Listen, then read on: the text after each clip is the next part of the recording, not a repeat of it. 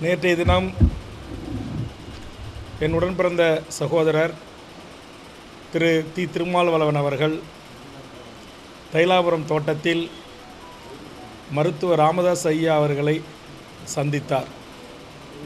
அந்த சந்திப்பு தமிழ்நாட்டு பத்திரிகை ஊடகங்களில் அவரவர்களின் கற்பனைக்கு ஏற்றவாறு, எண்ணங்களுக்கு ஏற்றவாறு செய்தியாக வந்து கொண்டிருக்கிறது. அந்த சந்திப்புக்கும் அரசியலுக்கும் துளியும் சம்பந்தமில்லை.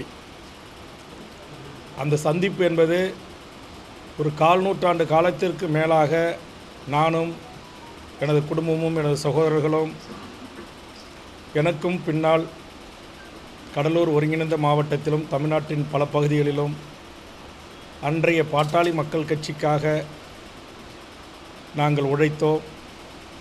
மருத்துவர் ராமதாஸ் ஐயா அவர்கள் எங்களை வழிநடத்தினார்கள். அவர் மூலமாக 2 முறை சட்டமன்ற உறுப்பினர் என்ற பதவியை நான் அடைந்தேன். அரசு உறுதிமொழி குழு தலைவர் என்கிற பதவியை நான் வகித்தேன். மறைந்த மாண்புமிகு முதல்வர் கலைஞர், மறைந்த அம்மையார் ஜெயலலிதா போன்ற தமிழ்நாட்டின் ஆளுமைகளோடு நேரடியாக ஒரு பரிச்சயமும் பழக்கம் ஏற்படுவதற்கு காரணமாக இருந்தது பாட்டாளி மக்கள் கட்சி, மருத்துவர் ராமதாஸ் ஐயா. அந்த அடிப்படையில் தற்போது பாட்டாளி மக்கள் கட்சியில் மருத்துவர் ஐயா அவர்களுக்கும் டாக்டர் அன்புமணி ராமதாஸ் அவர்களுக்குமான ஒரு கருத்து முரண்பாடு ஏற்பட்டு வந்து அதில் மருத்துவர் ஐயா அவர்கள் மனம் வருந்தி பத்திரிகையாளர் சந்திப்பில் கண்ணீர் மல்கியதை கண்ட என் கட்சியினுடைய பல நிர்வாகிகளும் நானும் எனது சகோதரர்களும் வருத்தமடைந்தோம். சமூக நீதி தளத்தில் தமிழ்நாட்டில் தொடர்ந்து பணியாற்ற வேண்டிய ஒரு மாபெரும் அரசியல் இயக்கம் பாட்டாளி மக்கள் கட்சி. அந்த கட்சியில் இப்போது ஏற்பட்டிருக்கிற இந்த சிறு குழப்பங்கள் தீர வேண்டும் என்று மனதார நாங்கள் விரும்புகிறோம்.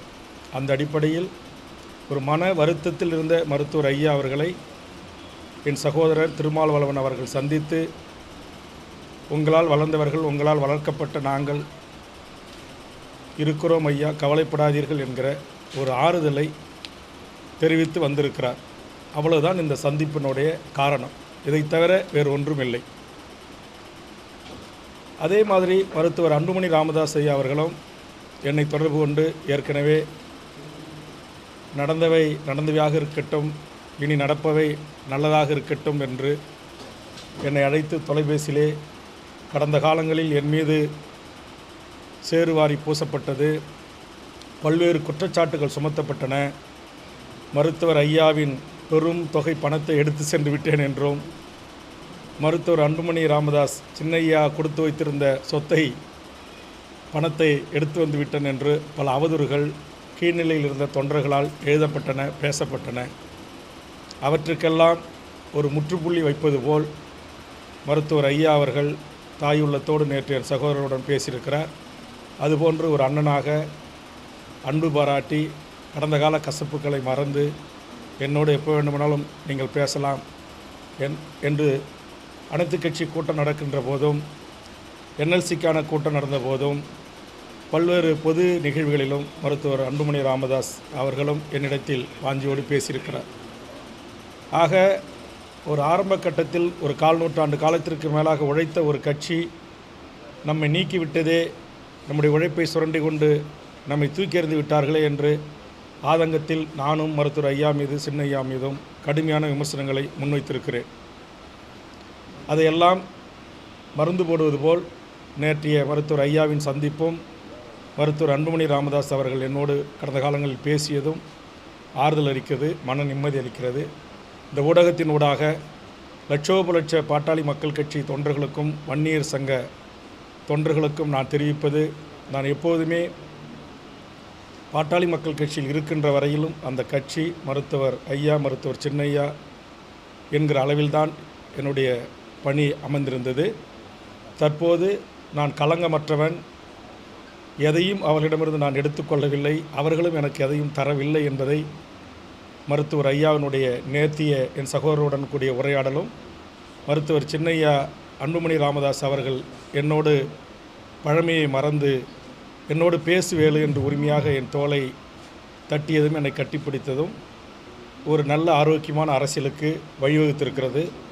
அதனால்தான் இந்த சுமூகமான ஒரு சூழல் எட்டப்பட்டதிலிருந்து நான் மருத்துவர் ஐயாவையோ சின்னையாவையோ பாட்டாளி மக்கள் கட்சியோ வன்னியர் சங்கத்தையோ புரிதொரு எந்த ஒரு தலைவர்களையும் நான் விமர்சனம் செய்வதை தவிர்த்து கொண்டு ஒரு ஆரோக்கியமான சகோதர அரசியலுக்கு நான் வழிவிட்டு பணி செய்து கொண்டிருக்கிறேன்.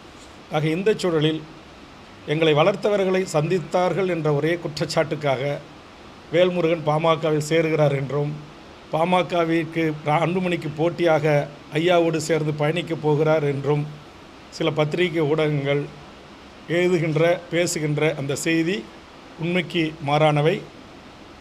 கும்மிடிப்பூண்டியிலிருந்து கன்னியாகுமரி வரை பல்லாயிரக்கணக்கான லட்சத்திற்கு மேற்பட்ட இளைஞர்கள் எனது தலைமையை ஏற்றுக்கொண்டு தமிழக வாழ்வுரிமை கட்சியில் அர்ப்பணிப்புணர்வோடு தமிழ் தேசிய அரசியலை செய்து வருகிறார்கள். அந்த அரசியல் தமிழக வாழ்வுரிமை கட்சி தமிழ்நாட்டில் செய்யும். அந்த அளவில் தமிழக வாழ்வுரிமை கட்சி தொடர்ந்து தனித்து தமிழ்நாட்டு மக்களுக்காகவும் உலகம் முழுவதும் வாழ்கின்ற தமிழர்களுக்காகவும் வாழ்வுரிமை பிரச்சனைகளுக்காகவும் வெகு மக்களை அணிதிரட்டி எமது போராட்ட வாழ்வும் போர்க்குணத்துடன் கூடிய மக்கள் பிரச்சனைகளை அணுகுவதும் தொடரும் என்பதை மகிழ்ச்சியோடு தெரிவித்துக் கொள்கிறேன். வருகின்ற செய்திகள் எல்லாம் கற்பனையான செய்திகள். பாமகவோடு தமிழக வாழ்வுரிமை கட்சி இணைப்பு என்கிற பேச்சுக்கு இடமில்லை.